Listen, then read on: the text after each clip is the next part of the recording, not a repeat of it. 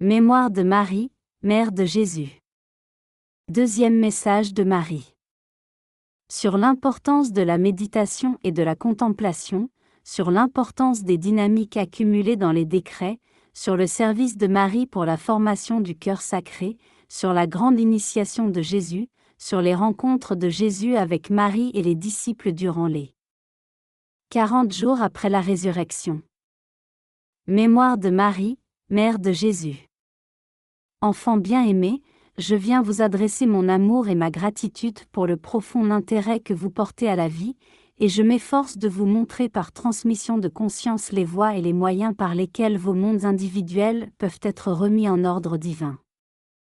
Je fais cela pour que vous puissiez être vous-même des conducteurs de la présence de Dieu dont, mentalement, vous avez admis qu'elle remplit l'univers, mais qui demande la confirmation de vos sentiments pour pouvoir être active à travers vous dans le monde de la forme. Dans une certaine mesure, chacun de vous est un pont conduisant la conscience des royaumes intérieurs dans le monde de la forme et agit à titre de médiateur, comme je le fais aux niveaux intérieurs, entre la plénitude de Dieu et les intelligences qui le représentent, d'une part, et l'esprit de la masse d'autre part. L'humanité peut contester tant qu'elle veut la nécessité de cette médiation entre la plénitude de Dieu et la conscience externe. La loi de la vie, l'intelligence qui gouverne le grand plan universel de la création, a fourni par miséricorde ses transformateurs réducteurs.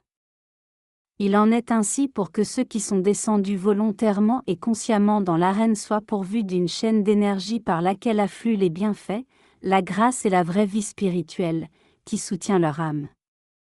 Au moyen de cette chaîne, et quand les énergies volontaires de leur propre monde le désirent, ils peuvent s'élever à nouveau vers leur état légitime et assumer leur place de fils et filles du plus haut Dieu vivant.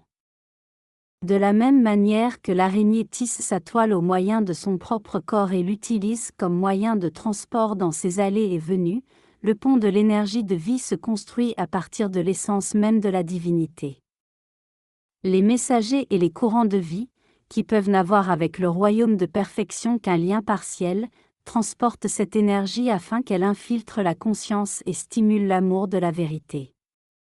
Chaque fois que cela est possible, ils agissent eux-mêmes comme instruments de la foi par lesquels l'œuvre se manifeste. Chacun de vous a développé, à travers les âges et les siècles, certaines dynamiques qui font de vous des conducteurs de qualité spécifique représentant la nature de Dieu. Ces dynamiques sont votre don individuel et volontaire à la vie. Ce sont vos trésors accumulés dans le ciel.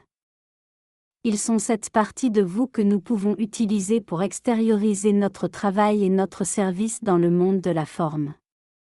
Ils sont en fait la seule partie de tout courant de vie qui nous concerne. Notre désir permanent est d'accentuer et d'extérioriser de plus en plus de nature de Dieu par le levain de chaque courant de vie individuel. Ce levain peut être la foi, la pureté, la paix, le bonheur, ou ce peut être encore une dynamique d'enseignement ou de guérison.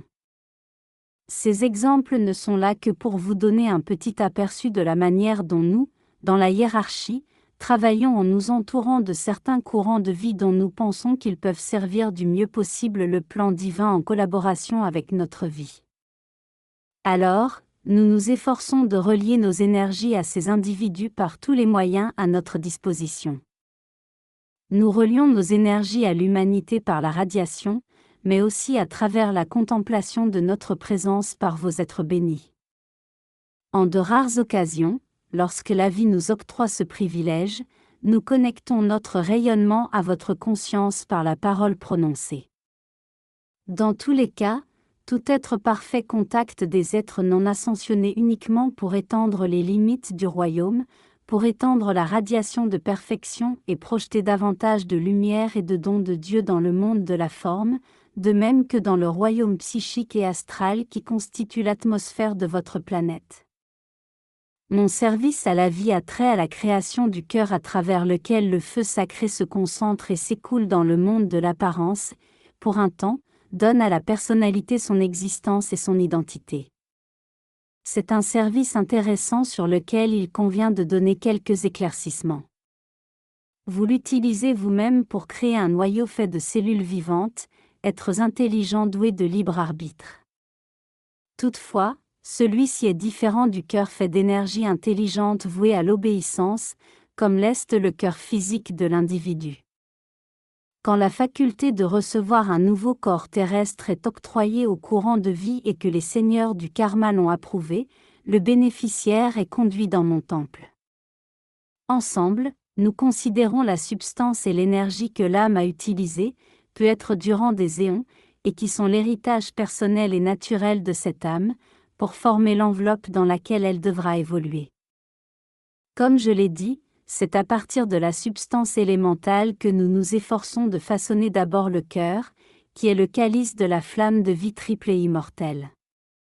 Les cellules du cœur sont choisies parmi les plus développées des substances élémentales constituant le corps physique, car ce sont elles qui, au cours du service à la vie, nécessitent le plus de résistance et de durée, pour supporter le battement qui donne la vie à l'enveloppe.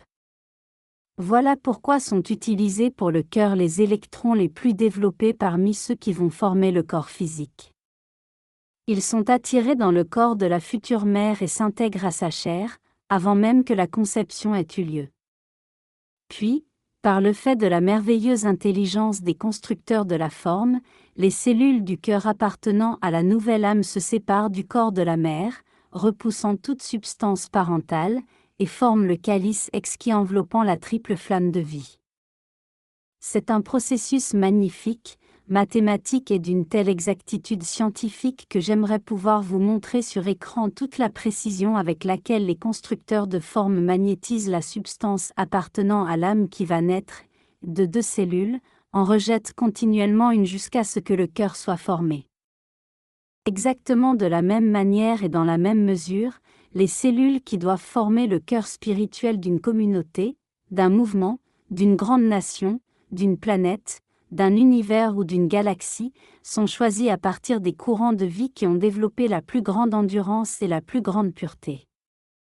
Ce sont eux qui ont mérité au cours des âges le privilège et l'honneur de former la voûte de protection tout autour du feu sacré qui doit être projeté et répandu pour le bien des masses. Le grand corps de l'humanité n'a pas trop de cellules qui puissent être utilisées pour la constitution d'un cœur spirituel. Parmi les spirituellement alignés, les élus, nous trouvons 7 types distincts de dynamique et de conscience individuelle qui peuvent être employés dans les 7 centres ganglionnaires du corps spirituel du Christ. Ces gens sont sensibles à l'élan d'une nouvelle activité. Ils savent qu'ils sont destinés à, disons, faire partie de quelque organe vital dans une grande entreprise actuelle, que ce soit un mouvement mondial ou une activité politique locale. En réponse à cet appel, ils se portent quelquefois candidats pour une position à l'intérieur du cœur, alors qu'ils appartiennent à un autre centre. Et le même genre d'intégration se produit constamment. Des cellules sont attirées dans le cœur, se purifient et s'adaptent l'une après l'autre à leur place parfaite. Puis elles s'efforcent, chaque fois que cela est possible, d'attirer d'autres cellules dans leur propre organisme vital.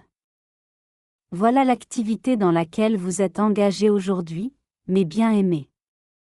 Vous êtes plus ou moins la substance formée par les mains et les cœurs d'intelligence plus grande que vous. Dans ce grand ordonnancement, chacun de vous trouve sa place parfaite. Nous qui pouvons voir, nous avons, avec un soin infini, planifié la création du cœur spirituel. Celui-ci sera le fournisseur d'énergie vivifiant le grand corps spirituel qui sera le Christ cosmique du futur, constitué par les 10 milliards d'âmes destinées à développer et à incarner la maîtrise sur la Terre. La création d'un cœur est l'opération cruciale de la création d'un corps physique. Ce l'est aussi pour la création d'une organisation spirituelle. Elle requiert une application formidable de la part de toute âme sommée par la loi, même pour celle qui n'est que mollement chevillée au plan. Puisque cette année, j'ai l'honneur et l'opportunité de contacter les masses, j'ai aussi le privilège de travailler avec ceux d'entre vous qui ont choisi de voir le dessein derrière la confusion et le chaos apparent.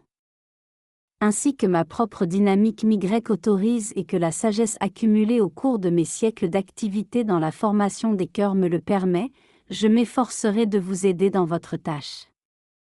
Si, pendant la gestation, les cellules qui doivent constituer les 7 grands centres n'arrivent pas à se polariser correctement pour une raison ou une autre, ou ne sont pas maintenues parfaitement en orbite, l'instrument d'incarnation physique devient défectueux.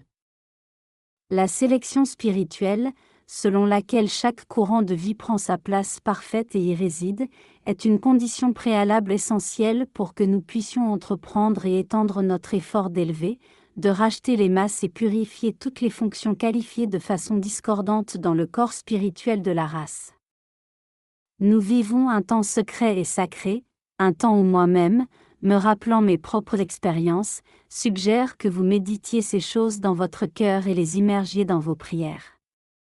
Demandez à votre propre je christique la grâce de vous illuminer, et alors, sans exagération, efforcez-vous d'être la meilleure cellule possible à la place qui vous revient. J'ai pensé que, cette année, je pourrais faire un don plaisant à la vie en rapportant quelques expériences encore inédites de notre vie en Judée.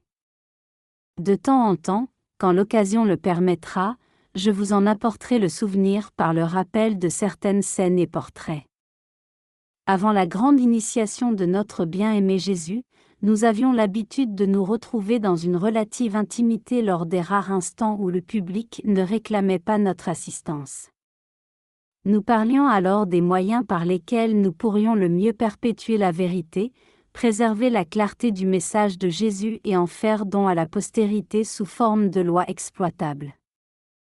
Durant les années de vie de mon fils, je me vouais presque entièrement à conserver pour lui le concept immaculé. Je ne m'engageais dans aucun autre service, hormis celui de l'entretien de mon ménage. Je m'efforçais de vivre dans un état permanent de contemplation de son humanité divine, en intensifiant sa maîtrise par la pression de mes pensées et sentiments. Après que notre bien-aimé Joseph eut été écarté de la scène de la vie, j'éprouvais une responsabilité double de conserver le concept immaculé. Je peux vous dire en toute sincérité que je ne me séparai pas sans beaucoup de regret de la grande force, de la grande sérénité et de la dignité de Joseph, pour continuer mon chemin plus ou moins seul.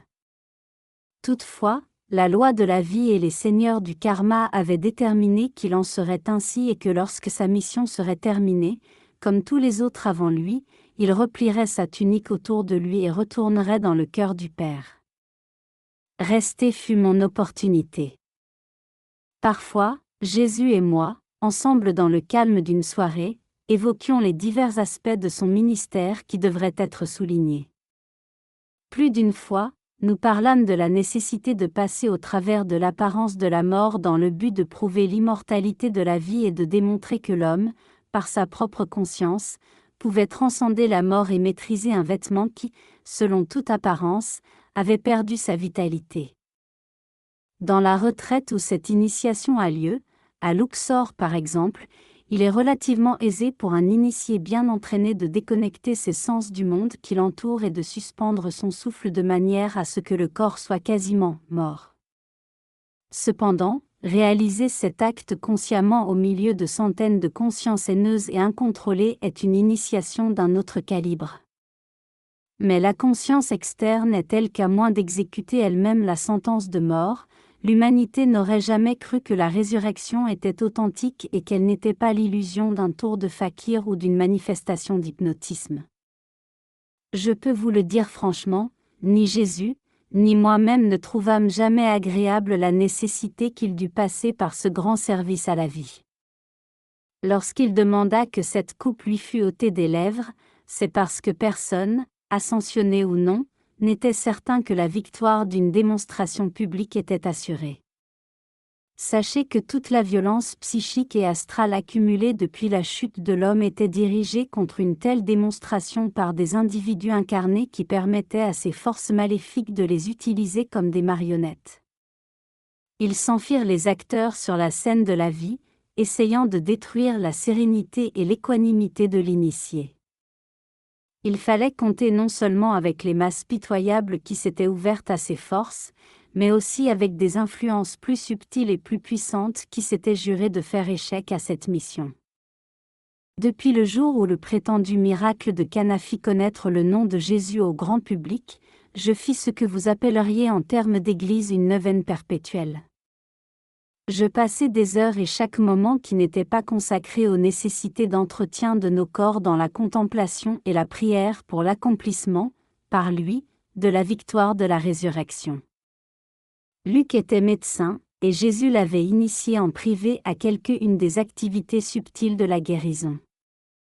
Malgré cela, le disciple disait souvent, « Je ne pense pas que cela soit réalisable. » Pourtant, comme vous le savez, cela fut magnifiquement fait, avec l'assistance du Mahachohan et d'amis bien-aimés, ascensionnés et non ascensionnés.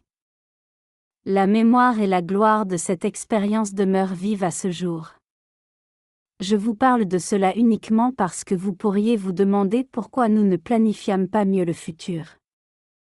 Nos esprits et nos cœurs étaient tournés vers le but d'imprimer cette mission de manière dynamique et positive dans la conscience des gens et de l'Y enchâssé, et nous ne pensâmes pas spécialement au-delà du matin de la résurrection. Ceux d'entre vous qui nous étaient proches en ces jours-là savent que la mission de Jésus fut profondément enracinée dans les corps éthériques que vous portez, de même que les victoires et les miracles rapportés dans les livres de la Bible qui ont fait référence jusqu'à maintenant. Ces relations doivent être revivifiées et publiées à nouveau aujourd'hui comme preuve de ces vérités et de son grand service cosmique à la vie. Toutefois, alors que nous nous rapprochions de cet événement exceptionnel, Jésus et moi-même décidâmes entre nous que je devrais retourner à Béthanie.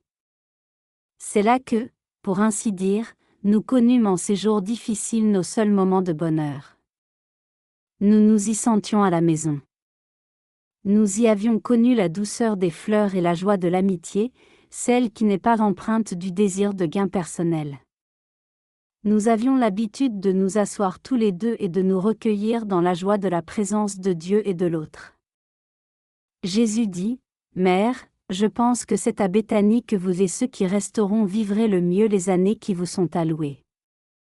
Si la loi le permet, je vous rendrai visite de temps en temps et, au mieux de mes possibilités, je vous apporterai, ainsi qu'à mes amis de cœur, les lois qui vous fortifieront et vous aideront à secourir les gens. » C'est ainsi que ce jour sur le calvaire, quand les heures de l'épreuve furent passées, Jean et moi descendîmes la colline et, se souvenant de la recommandation de Jésus, Jean me conduisit à Béthanie.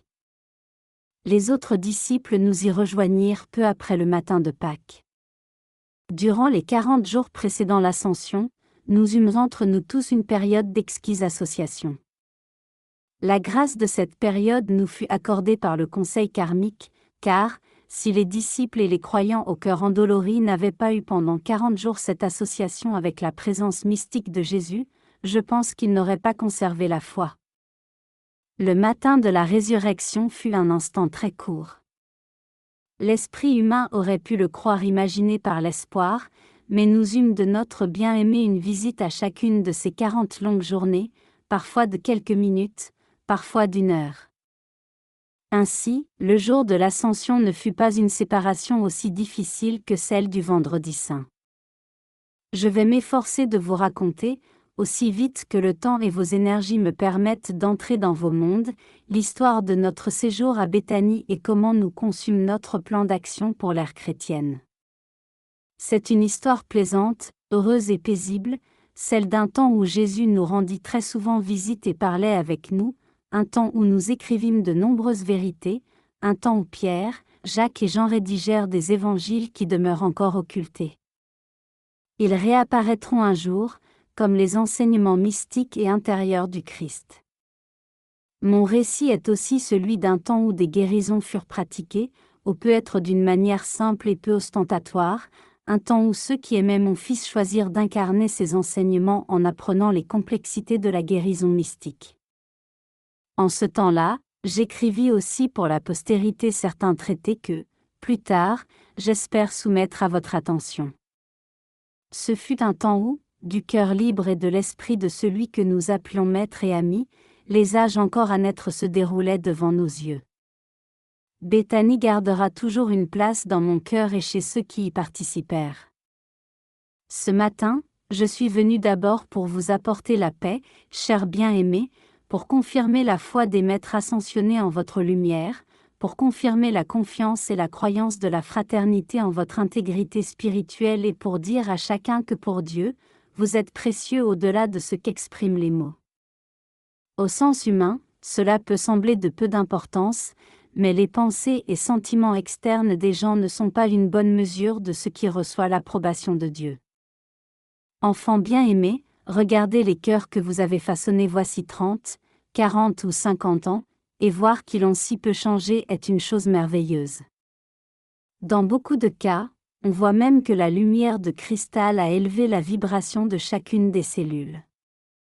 De même, il est gratifiant de faire don de belles pièces ouvrées aux enfants de Dieu et de les retrouver conservées par la grâce, souvent patinées par la lumière et le feu de la souffrance pour que le calice soit plus beau. Un jour, lorsque vous déposerez votre corps et porterez la réplique du cœur dans les salles du karma, il sera bon de la voir resplendir, contenant la récolte de toutes vos incarnations. Pour ma part, j'attends ce jour avec joie. Merci et que Dieu vous bénisse.